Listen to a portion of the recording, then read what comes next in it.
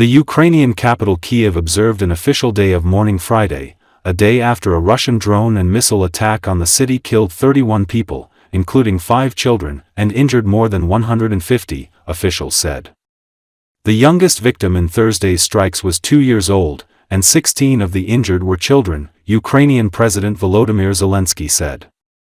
It was the highest number of children killed and injured in a single attack on Kyiv since aerial attacks on the city began in October 2022, according to official casualty figures reported by the Associated Press. It was also the deadliest attack on the city since July last year, when 33 were killed. The death toll rose overnight as emergency crews continued to dig through rubble. The Russian barrage demolished a large part of a 9-story residential building in the city, while more than 100 other buildings were damaged, including homes, schools, kindergartens, medical facilities and universities, officials said. Russia has escalated its attacks on Ukrainian cities in recent months, ignoring calls from Western leaders including U.S. President Donald Trump to stop striking civilian areas after more than 3 years of war. The Russian tactic aims to spread terror and wear down public appetite for the war. Russian forces are also pressing on with their grinding war of attrition along the 1,000-kilometer front line, where incremental gains over the past year have come at the cost of thousands of soldiers on both sides.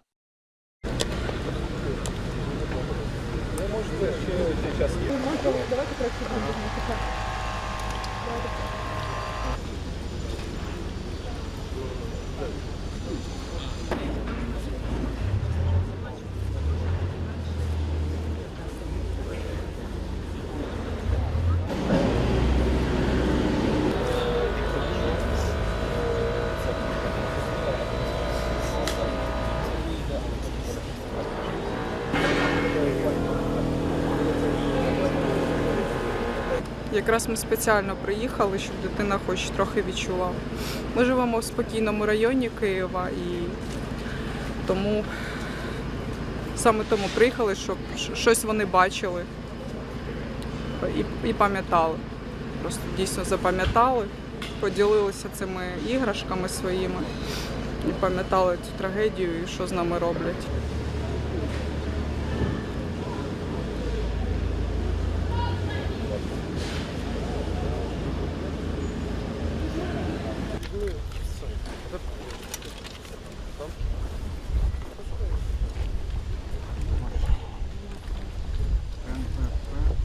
Свою частину роботи. Але кримінальне провадження відкрито, да, з якоїсь статтею? Служба безпеки, звичайно, що спочатку вибух був в районі 5-6 поверху, ракета прилетіла з того напрямку.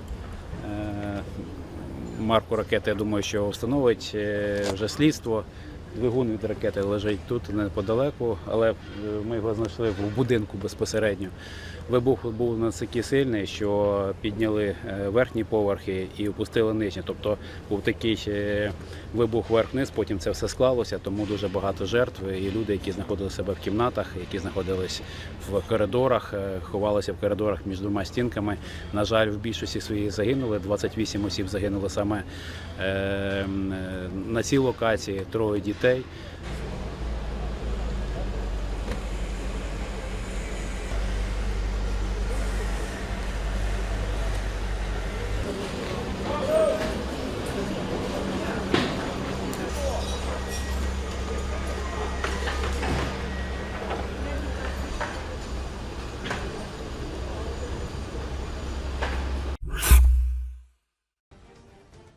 The consequences of the war with Ukraine will hit Russia itself hard. The main threat is not even defeat at the front, but what will happen after, when tens and hundreds of thousands of armed, injured and deceived thugs return home and begin to take revenge not on Putin, but on neighbors, passers-by, their families. Researcher Elvira Barry writes about this in an article for The Spectator. Not the best was sent to war. The main contingent were poor people from remote corners of the country with a criminal past, alcoholics with no prospects in life. And for many of them, the army became a chance to feel like people, strong, respected, needed. But the fairy tale will end at the moment of demobilization. They will return with PTSD, with unfulfilled promises, with pain and hatred, It is already known that more than 240 people in Russia were killed by those who received pardons for participating in the war. Rapists, murderers, repeat offenders. The Kremlin will let them into the cities and villages again, and again it will pretend that nothing is happening. Many have already returned to their old ways of life, leaving behind a trail of rape, arson and murder. In the 2.5 years since the war began, several hundred civilians have already fallen victim. At least 242 people have died. Another 227 have received life-threatening injuries. With the trickle becoming a torrent, few will be happy to see these people, who will most likely bring with them aggression, demands and problems. Russians already understand that the whole heroic image of a soldier on TV is a lie. In reality, these are the ones who will go and demand, threaten and kill, because no one wants to live on a regular salary after 300 to 400,000 in military payments, and the state will soon cancel these payments along with the attention to the heroes. Local authorities are already preparing utilization. Some will be sent back to the army, others will be settled far from the cities, given symbolic posts. But the power, resources and respect will remain with the bureaucrats. Soldiers, even crippled ones, are of no use to anyone. They will not be allowed into cafes, will not be accepted in society, and at best will be made heroes on a poster. Thousands of men accustomed to resolving conflicts with weapons will go home. Heavy drinkers, unemployed, without fear of the law. They will not forgive either society or the state for their new poverty, and the state will pretend that nothing happened.